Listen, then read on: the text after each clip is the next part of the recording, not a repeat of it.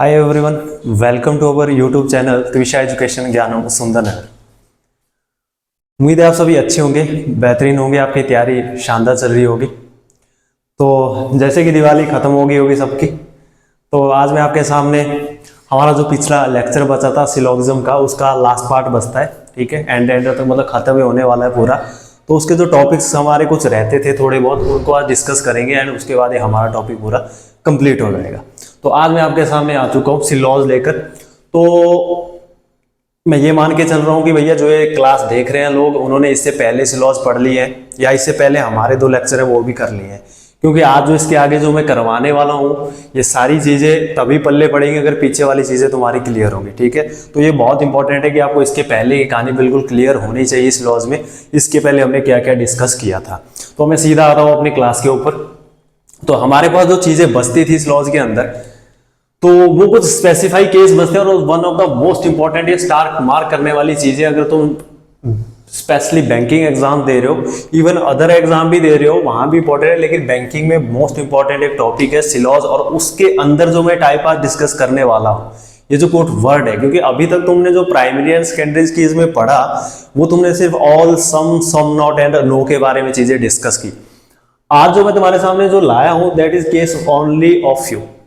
तुमने अगर एग्जाम दिए होंगे, तुम इस चीज से या तुमने इस चीज को फेस किया होगा कि भैया ऐसा कोई शिफ्ट, ऐसा कोई पेपर या ऐसा कोई बैंकिंग क्लैरिकल हो चाहे पीओ हो, किसी भी एग्जाम में अगर सिलॉज आ रहे हैं तो भैया ओनली ऑफ यू का केस ना आया हो, या फिर दूसरा केस ओनली, ऑल, और लास्ट एक केस जो हम डिस्कस करें दैट इज इधर एंड और। उसके बिना भैया सिलॉग का कोई मतलब नहीं एग्जामिनर अगर दे रहा है, क्योंकि इससे पहले का जो सिलॉग है वो बिल्कुल आसान काम है सारा का सारा, उसमें कोई बड़ी बातें नहीं है। लेकिन असली खेल जो है तुम्हारे कंसेप्टों के साथ जहां वो खेलेगा, तो वो ये शब्द है जैसे कि ओनली ऑफ यू, इधर और भैया कब टिक करे, नीदर और कब टिक करे, only P R Q, all P R Q, क्या डिफरेंसेस है दोनों में। तो वो सारे डाउट्स आज आपके सारे यहाँ पे क्लियर होने वाले हैं इस क्लास के अंदर। तो मैं शुरू करता हूँ अपनी क्लास। पहली जो मेरे पास स्टेटमेंट है, जो मैंने आपके सामने जो पहली स्टेटमेंट लिखी है, that is only a few ARB। तो हमेशा की तरह बात पहले आती है कि भैया सिलॉज आज के डेट में सॉल्व करने हैं आपको, तो वेन डायग्राम का रोल बहुत ज्यादा इसमें, क्योंकि इसकी जो हम लाइफलाइन ही मान लेते हैं एक तरह से, बिना वेन डायग्राम के इसको सॉल्व करना बहुत ही टफ है। ठीक है, बहुत मुश्किल आने वाली है आपको। तो पहले मैं वेन डायग्राम की अगर बात करूं, ओनली ऑफ यू ARB, तो वो हमने डिस्कस कर दिए थे। लेकिन भैया अब अगर यहां मैं बात करूं ओनली ऑफ यू, जैसे कि तुमने एक चीज पढ़ी सम ARB, है ना, क्योंकि अगर कुछ स्टूडेंट इसका डायग्राम बनाने ये चले कि ओनली ऑफ यू ARB, तो भैया ये डायग्राम हम पढ़ चुके हैं। ये डायग्राम कहां आती है? ये डायग्राम बनती है for some ARB। This is the diagram for some ARB। तो अगर तुम ओनली ऑफ यू ARB के लिए भी यही डायग्राम बनाने लगे तो उसका कोई मतलब नहीं रहेगा, क्योंकि तुम वेन डायग्राम इसीलिए बनाते हो अपनी समझ के लिए, तुम्हें चीजें बार बार ना पढ़नी पड़े, थोड़ी सी उसको डायग्राम की शेप में देखा जाए, ताकि उसमें बाद में जो रिलेशन फाइंड आउट करना हो उसको एक्यूरेट निकाल सको। ठीक है, तो इन दोनों चीजों में फर्क है। तो हमेशा ध्यान देना, सम ARB लाइन होती है तब तो वेन डायग्राम ये बनती है, लेकिन जब आपके पास लाइन दी होती है ओनली ऑफ फ्यू ARB, तो उस केस में आपकी डायग्राम क्या बननी चाहिए वो आपके दिमाग में रहनी चाहिए। अच्छा, अगर मैं थोड़ा सा इसके अंदर और घुसूं, इसको और बारीकी से समझना चाहूं, ओनली ऑफ फ्यू ARB का मतलब होता है, ये 2 लाइनों से बन के मिला होता है। एक होती है सम ARB, ठीक है, जो मैंने लिख दी ऊपर, और दूसरी होती है सम AR नॉट भी। यही तो इसका मतलब है ओनली ऑफ यू ARB, कि कुछ A B है।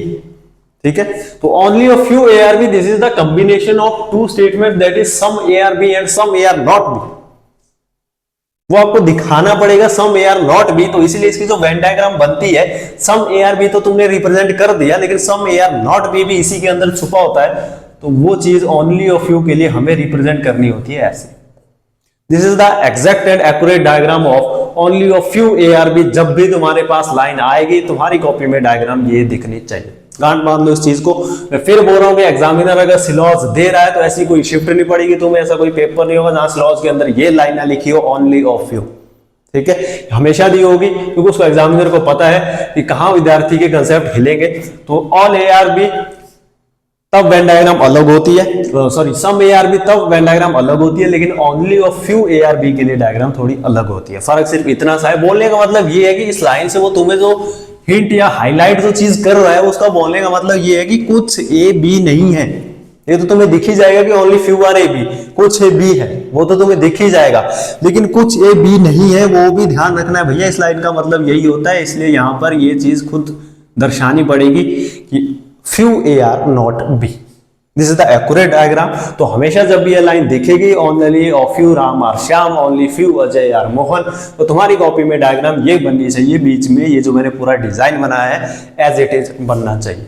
ठीक है, यही बात फिर उसके बाद डिस्कशन ऑफ रिलेशन की कि भैया कैसे चीजें होंगी, क्या क्या रिलेशन बनेंगे, तो वो तुम्हारे सामने कंक्लूजन उसने दिए होंगे एग्जामिनर में, तुमने सिर्फ वो चेकआउट करने की भैया बातें सही कर रहा है कि गलत कर रहा है। तो आइए देखते हैं सीधा कंक्लूजन नंबर 1 की। अगर मैं बात करूं इस केस में, बोल रहा है some A are not B, तो ये थी स्टेटमेंट का हमने बना दी वेन डायग्राम। अब हम बात करेंगे कंक्लूजन के ऊपर। कंक्लूजन बोल रहा है some A are not B, बोलेगा बताओ बात सही है कि गलत है, some A are not B. तो भैया अगर मैं वेन डायग्राम को देखने जाऊं तो आप क्या बोलोगे, सम ए आर नॉट बी। उसी के लिए तो भैया ये बनाए हैं, जो चित्रकलाएं बनाई है ऊपर, इसी के लिए तो बनाई है, वही तो वो रिप्रेजेंट कर रहा है कि भैया ए का कुछ पार्ट भी नहीं है, तो बिल्कुल सही बात कर रहा है, some A are not B, बिल्कुल एक्यूरेट बात, some A are not B. पहला कंक्लूजन बिल्कुल ठीक है, some A are not B. Conclusion number 2, some B are not A, कुछ भी ए नहीं है। अब यहां ध्यान देना, ये चीज गौर करने लायक है, इंपॉर्टेंट है, तुम्हारे माइंड में रहनी चाहिए। भैया जब बात कर रहा था ए से बी, तो हमने डायग्राम भी बनाई थी कि ए से बी कुछ पार्ट बैन है, लेकिन जब बात करेगा ऑपोजिट की some B are not A, तो भैया उस केस में यह बात बिल्कुल गलत हो जाती है, क्योंकि बी से ए की तरफ इस तरह का कोई भी किसी भी तरह का रिस्ट्रिक्शन या फिर बैन नहीं लगाया गया है। ठीक है, ये जो रिस्ट्रिक्शन लगी हुई है that is from the A side, B की तरफ से कोई रिस्ट्रिक्शन नहीं है, बी बिल्कुल ओपन है। तो यहां पर इस वेन डायग्राम या स्टेटमेंट से जो लाइन लिखी गई थी only of few A are B, उसका मतलब होता है कुछ ए बी नहीं है। बी के बारे में तुम बोल नहीं सकते, क्योंकि बी और ए में तुम्हें सिर्फ, अगर मैं बी की तरफ से कंक्लूजन डिफाइन करने जाऊं तो बी की तरफ से सिर्फ तुम्हें इतना सा पता है कि कुछ बी का पार्ट ए में है, क्योंकि जब ये डायग्राम बनी only of few A are B की, तो उसमें तुमने पहले सम ए आर बी वाली बनाई, तो ऑब्वियसली बात है वो चीज यहां दिख रही है, तो बी का रिश्ता सिर्फ इतना सा है कि बी का कुछ पार्ट ए में है, सम बी आर ए, उसके सिवाय some B are not A, बचा बाकी का ए नो इन्फॉर्मेशन। जब भी किसी भी एलिमेंट के बारे में कोई इंफॉर्मेशन नहीं है, तो भैया अगर उसके बारे में बातें सही ठहरानी हो तो सारी की सारी बातें पॉसिबिलिटी में ठीक होती है, जो कि हमने पिछली क्लास में अच्छी तरह से डिस्कस की हुई है। तो इस हिसाब से कंक्लूजन नंबर 2 गलत हो जाता है। कंक्लूजन नंबर 3 की बात करूं, ऑल ए आर बी, भैया सारा का सारा ए बी है, क्या यह संभावना है?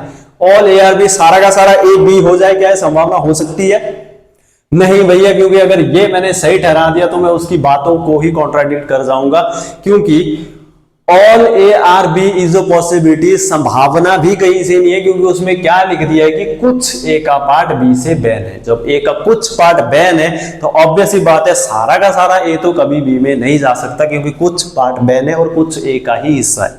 ठीक है, तो अगर सारा का सारा ए को बी में जाना है तो वो कुछ भी जाएगा, और कुछ वहां पे बैन है वो नहीं जा सकता, क्योंकि स्टेटमेंट ये बोल रही है। अगर स्टेटमेंट ये बोल रही है तो भैया इज अ पॉसिबिलिटी लगाए। अब ये नहीं कि पॉसिबिलिटी लगा के सर हो सकता है, नहीं हो सकता, होने में भी संभावना भी नहीं है, वैसे भी नहीं है, और संभावनाओं में भी केस नहीं है। ऑल ए आर बी वैसे भी नहीं हो सकता, all A are B is a possibility तब भी नहीं हो सकता, क्योंकि यहां पर जो हमने डायग्राम बनाई, ये जो चिन्ह बनाई है, जो रिस्ट्रिक्शन है only of few A are B उसने बोला था, इसलिए ये बात बिल्कुल गलत हो जाती है। क्लियर है? All B are A is a possibility. Next conclusion बोलता है all B are A is a possibility, सारा का सारा बी ए हो जाए, क्या है संभावना? सारा का सारा बी ए हो जाए, क्या है संभावना है? अब बातें बी से ए की तरफ हो रही है, बी से ए की तरफ हो रही है, तो बी और ए में आपको सिर्फ इतना सा रिलेशन पता है कि कुछ बी ए में है, और उसके बाद बी से ए की तरफ जितने भी रिलेशन होंगे वो सारे के सारे संभावनाओं में ठीक होंगे, क्योंकि तुम्हें डेफिनेट रिलेशनशिप इतना पता है कि कुछ बी का पार्ट ए में है। यहां बोल रहा है कि all B are A is a possibility, सारा का सारा बी ए हो जाए, क्या ये संभावना है? यस, ये सारा का सारा ए बी जा सकता है, क्योंकि यहां से किसी भी तरह का कोई भी बैन नहीं है, तो ये इसमें जा सकता है। बनाने को भैया पॉसिबिलिटी है, कैसे बनेगा पॉसिबिलिटी? पॉसिबिलिटी में तो तुम कुछ भी बना सकते हो। लो जी, क्यों नहीं जा सकता? लो हो गई पॉसिबिलिटी, ये डायग्राम फॉर पॉसिबिलिटी। तो पॉसिबिलिटी चीजें ठीक होती है जब आपके पास रिलेशन पता नहीं होता, एक्यूरेट रिलेशन किसी के बारे में नहीं पता। जैसे मैंने पहले ही बताया कि भैया तुम दो लोगों को नहीं जानते हो तो उनके बारे में अगर कोई भी मेरे को रिलेशन बताना हो तो मैं पॉसिबिलिटी का ही वर्ड यूज करूंगा कि बाहर से दो लोग जा रहे हैं, भैया मैं जानता ही नहीं हूं और मुझे फिर भी उनके बारे में कुछ बातें बोले कि भैया इनके बीच में क्या रिलेशन है, तो मैं बोल सकता हूँ कि पॉसिबिलिटी है। मे बी ये इसका ब्रदर है, मे बी इसका फादर है, अंकल है, कुछ भी बोल सकता हूँ, है ना। तो मैं वर्ड क्या यूज करूंगा, मे बी, पॉसिबिलिटी। क्यों? क्योंकि मेरे को डेफिनेट रिलेशन पता नहीं है। और अगर मेरे को डेफिनेट रिलेशन पता होगा कि भैया ये दो जो लड़के हैं ये दोनों भाई हैं, ठीक है, ये दोनों ब्रदर्स हैं, तो उस केस में मैं पॉसिबिलिटी नहीं बोलूंगा। ऑब्वियस ही बात है, जब मुझे पता है रिलेशन तो वही चीज यहाँ है। अगर मुझे रिलेशन पता होगा बी और ए में तब तो ये बात ठीक हो जाती है, लेकिन मुझे बी से ए कोई रिलेशन पता नहीं है इसके सिवाय कि सिर्फ सम बी आर ए इतना सा पता है, और उसके बाद वो बोल रहा है सारा का सारा बी हो जाए, लेकिन इज ऑफ पॉसिबिलिटी तब ठीक है। अगर तो वो एक्यूरेट बोलता कि ऑल बी आर ए तब तो गलत हो जाता, ऑल बी आर ए कोई पता नहीं है, ऑल बी आर ए भैया कैसे बोल रहा है, सारा का सारा बी है। ऑल बी आर ए जो पॉसिबिलिटी तब हो सकता है, संभावनाओं में कुछ भी हो सकता है। जब रिलेशन पता नहीं होता है तो संभावना में सारी ठीक हो जाती है, इसलिए दोनों कंक्लूजन ठीक, ये दोनों गलत। तो ये था केस तुम्हारे पास only of few A are B. तो बोलने का मतलब मोटा मोटा ये है कि भैया आपके पास एक तो वेन डायग्राम ध्यान आनी चाहिए, ओनली ऑफ फ्यू की डायग्राम और सम ए आर बी की डायग्राम अलग होती है। फर्क सिर्फ इतना सा है, क्योंकि only of few specially highlight जोर डालता है इस लाइन में कि भैया ए का जो कुछ पार्ट है वो बी नहीं है, some A are not B, वो ज्यादा इसके ऊपर गौर डालता है, इसलिए वो लिखता है only of few A are B, कुछ ही ये बी है और तो बाकी कुछ वो नहीं है, इसका मतलब ये होता है, ठीक है। तो इसलिए तुम्हारी कॉपी में डायग्राम ये बननी चाहिए। तो आई होप आपको ये चीज बिल्कुल क्लियर होगी। फिर बोल रहा हूँ बहुत इंपॉर्टेंट टॉपिक है, पिछले प्रीवियस ईयर के पेपर छान मार लो जहां मर्जी के, स्पेशली अगर बैंकिंग के, तो भैया वहां तुम्हें ये चीजें दिखेंगी ओनली ऑफ यू। बाकी भी कहीं भी तुम देख दो सिलॉज सम ऑल ही दिख रहे हैं, वो तो तुम्हारी किस्मत की बात है कि अगर तुम्हें आ गया गलती से, अदरवाइज भैया ओनली ऑफ यू का खेल तो आएगा एग्जाम में। चलो जी, उसके बाद आ जाते हैं नेक्स्ट टॉपिक पे। अगला जो यहाँ कंसेप्ट बचता है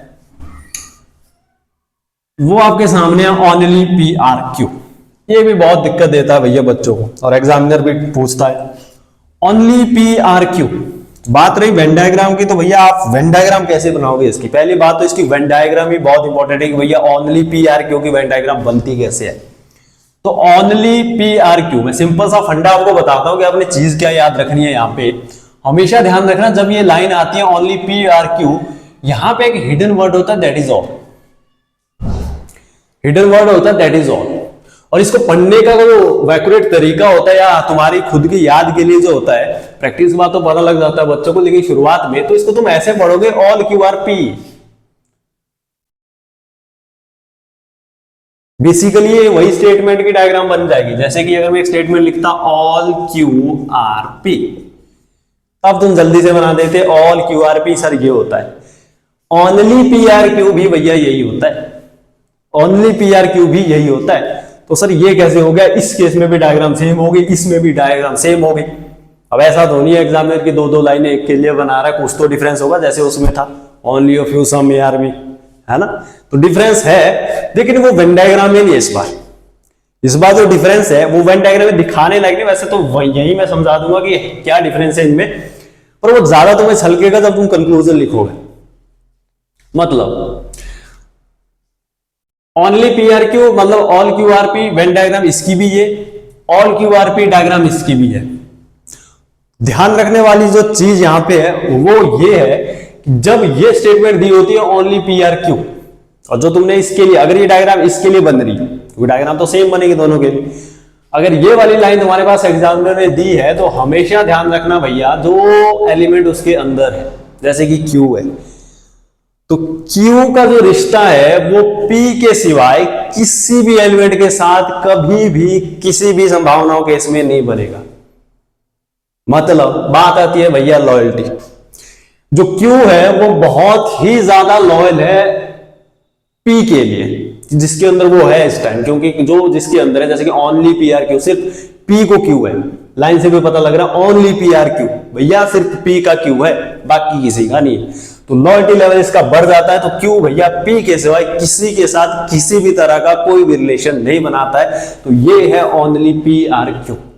जब ओनली लग जाए तो लॉयल्टी यहां पे बढ़ जाती है, और रही बात जब मैं ऑल की बात करूंगा, ऑल QRP डायग्राम तो सेम बनेगी, डायग्राम तो सेम बनेगी, लेकिन भैया डिफरेंसेस क्या है? डिफरेंसेस ये है कि अगर मैं बोल दूं कि Q शायद T से रिलेशन बनाएगा तो उस केस में आंसर यस, क्योंकि यहां पे पॉसिबिलिटी हो सकता है ऑल QRP के अंदर Q उतना लॉयल नहीं होता है, Q इसके अंदर है। अगर मैं यहां बोलता हूं स्टेटमेंट में, दोनों स्टेटमेंट के साथ अगर मैं नीचे कुछ और भी जोड़ दूं, एक एक स्टेटमेंट ये थी नीचे जोड़ देता हूं सम SRT,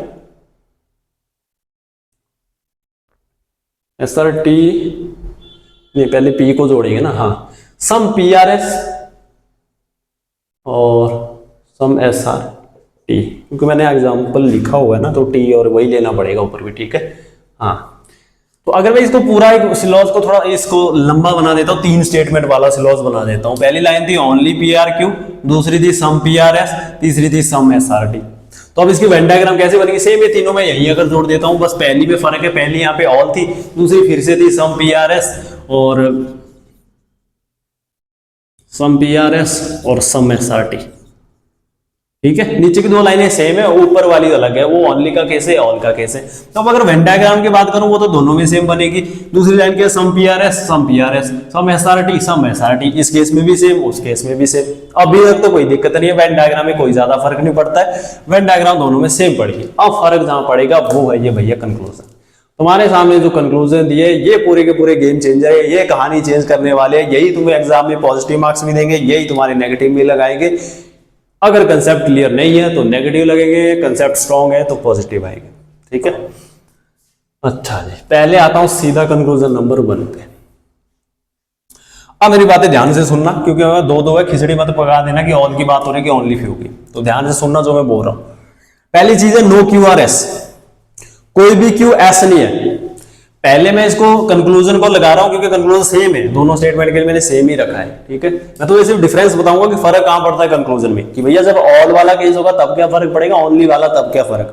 बाकी ये तो सेम ही आगे ST ये तो ऐसे ही बनता है। नो QRS, अगर तो मेरे पास स्टेटमेंट थी, पहली थी ओनली वाली, फिर आगे P जुड़ा, फिर S जुड़ा एंड सो ऑन, तो ये केस है मैंने पकड़ा हुआ ओनली वाला, ठीक है।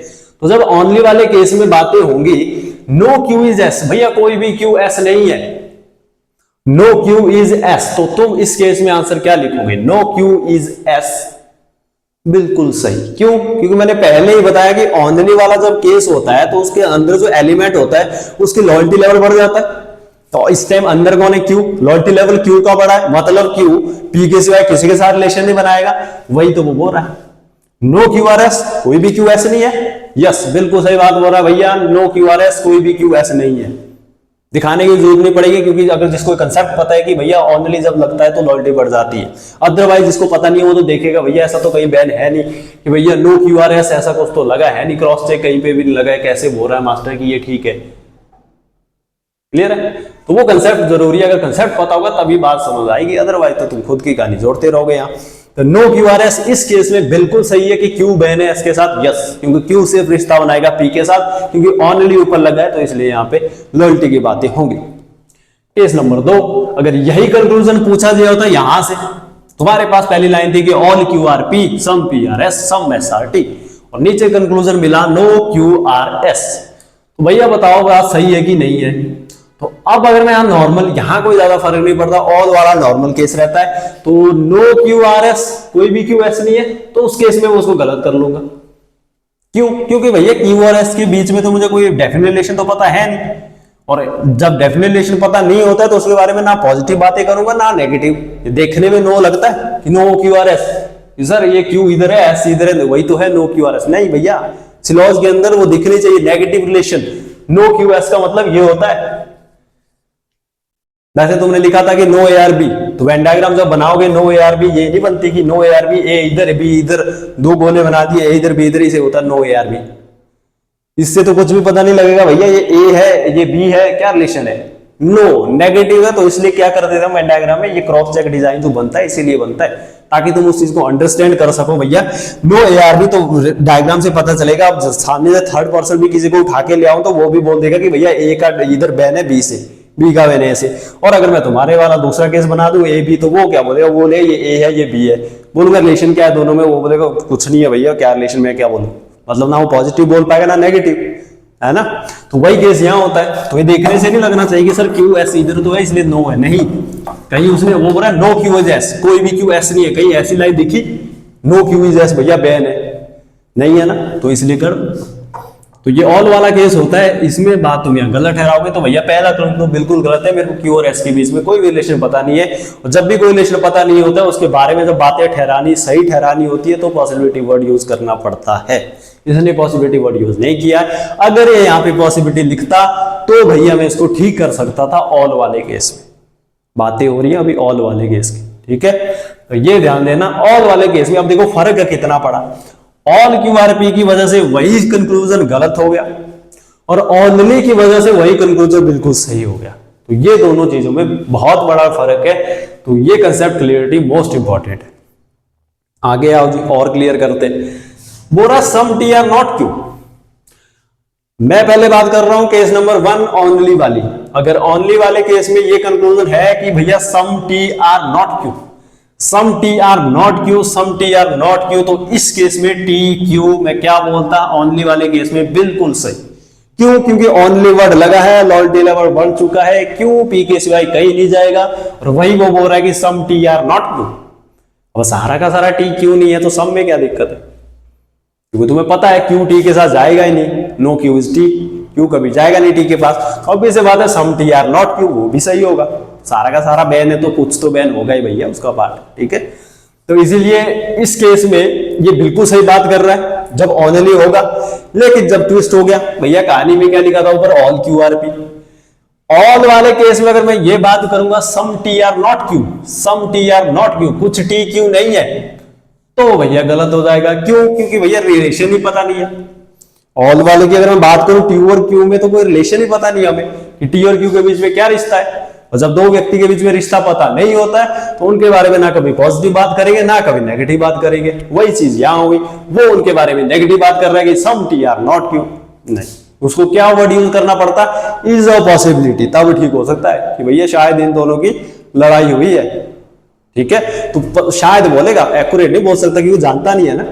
पता होता तब तो ठीक होता। वही चीज यहाँ है, क्यू और टी को जानता नहीं है तो कैसे बोल रहा है कि भैया some T are not Q, कुछ टी क्यू में नहीं है, कैसे बोल रहा है जब इन्फॉर्मेशन ही नहीं है। तो थर्ड पर्सन की बात है, इज अ पॉसिबिलिटी बोल तो अब तो सोच सकता हूं, लेकिन उसने पॉसिबिलिटी नहीं लिखा है तो इसलिए ये मामला भी गड़बड़ हो जाता है। इस केस में ऑल के केस में गलत है और वही देखो उल्टा ओनली वाले केस में ठीक है, ठीक है। और आगे आ जाओ। All S R Q is a possibility. बोल रहा है कि भैया सारा का सारा एस क्यू हो जाए, क्या ये संभावना है? पहले मैं बात करता हूं ओनली वाले केस की, इस वाले केस की। तो भैया इस केस के अंदर अगर मैं बात करूं all S R Q is a possibility, सारा का सारा एस क्यू हो जाए, क्या संभावना हो सकती है ओनली वाले केस में? तो सीधा सीधा आंसर आएगा बिल्कुल गलत। क्यों? क्योंकि भैया मामला लॉयल्टी का फंस रहा है। क्यू ना संभावनाओं में जुड़ेगा ना ऐसे ना तैसे, क्यों? क्यू तो भैया सिर्फ पी का है ना, क्यू सिर्फ पी का है। तो इसीलिए all S R Q is a possibility, सारा का सारा एस क्यू हो जाए संभावना नहीं भैया, उसको मिलना ही नहीं है, नॉट इंटरेस्टेड, नहीं आएगा, उसको आना ही नहीं है। All S R Q is a possibility, कोई भी चांस नहीं है, नहीं जाएगा। पॉसिबिलिटी लगा लो, ऐसे कर लो, नहीं जाएगा, ठीक है। तो all S R Q is a possibility ये गलत हो जाता है ओनली के केस में। लेकिन अगर मैं बात करूं ऑल वाले केस में, यहां भी अगर यही स्टेटमेंट होती all S R Q is a possibility, तो ऑल के केस में all S R Q is a possibility, S और क्यू में रिश्ता पता है? ऑल के केस में एस और क्यू में रिश्ता पता है? नहीं सर। अगर एस और क्यू में, क्योंकि यहां तुम्हें रिलेशन पता नहीं होता ना ऑल में, ओनली में तो तुम्हें पता होता है कि क्यू बैन है, सबसे हिडन है, वो रिप्रेजेंट नहीं करते हम, इसलिए तो डायग्राम सेम लगती है देखने में, लेकिन वो माइंड में पता है मुझे कि ओनली का मतलब क्यू बैन है ना। लेकिन ऑल वाले केस में क्यू और एस में कोई रिश्ता पता नहीं है। जब दोनों के बीच में कोई रिश्ता पता नहीं होता है और उनके बारे में अगर तुम्हें सही बातें, कुछ भी बात बोलनी हो और वो सही ठहरानी हो, तो वो सारी की सारी पॉसिबिलिटी में बोलनी पड़ती है। हाँ जी, ये क्या बोल रहा था, all S R Q is a possibility, सारा का सारा एस क्यू हो जाए, क्या ये संभावना हो सकती है? तो भैया रिश्ता पता नहीं है तो संभावनाएं हो सकती है, पॉसिबिलिटी हो सकती है, इसलिए यहां पे ये ट्रू हो जाता है। और लास्ट नीचे वाला केस बचता है some P R not S. बोल रहा है कुछ पी एस नहीं है। रही बात पहले वाले में ओनली के केस में, some P R not S, कुछ PS नहीं है, ओनली वाले केस में कुछ PS नहीं है। अब भैया P का कुछ पार्ट मतलब Q की ही बातें हो रही है, क्योंकि Q P के अंदर है सारा का सारा, तो Q P का कुछ पार्ट S से बैन है। वो मैंने पहले ही बताया था, Q की लॉयल्टी बढ़ चुकी है, Q सिर्फ P के साथ रिश्ते बनाएगा, उसके बाद सिवाय किसी के साथ नहीं बनाएगा। और वही बात बोल रहा है some P are not S, P का जो कुछ पार्ट है S नहीं है। यस, ओनली केस में बिल्कुल सही बात है, क्योंकि वो इनडायरेक्टली Q की ही बात कर रहा है, इनडायरेक्टली वो Q की ही बात कर रहा है कि भैया सम Q आर नॉट S। लेकिन वो लिखने का तरीका क्या है, some P are not S। तो सम P भैया P के अंदर S है, सम P मतलब इसी पार्ट की बात कर रहा है, some P are not S। बिल्कुल सही, क्योंकि तुम्हें पता है Q किसी का रिश्ता नहीं बनाएगा, तो ओनली वाले केस में ये चीज बिल्कुल सही हो जाएगी। वही कहानी अगर वो स्टेट में ऑल की बात कर रहा होता, तो ऑल के केस में भैया some P are not S, some P are not S। अब बताओ, ऑल के केस में तुम्हें कोई पता नहीं है कि Q का लॉयल्टी भी कुछ उस वैसा वाला केस ही नहीं, ओनली वाला कि यहाँ लॉयल्टी बढ़ रही है, क्या हो रहा है, P Q किसी के साथ बैन है या सो ऑन। तो यहां पर सीधी सीधी बात है, some P are not S, कुछ PS नहीं है। तो वो बोल रहा है उसको पता है, मैं बोलूंगा P और S में मेरे को रिलेशन पता है। यस, क्या पता है, मेरे को सिर्फ इतना सा पता है कि P का कुछ पार्ट S के अंदर है, P का कुछ पार्ट S के अंदर है, मेरे को सिर्फ इतना पता है। और वो बोल रहा है some P are not S, कि भैया बाकी जो बचा ये Q इज नॉट S। तो इस ऑल वाले केस में तो मैं इसकी इंफॉर्मेशन नहीं दे सकता, इसलिए गलत हो जाएगा।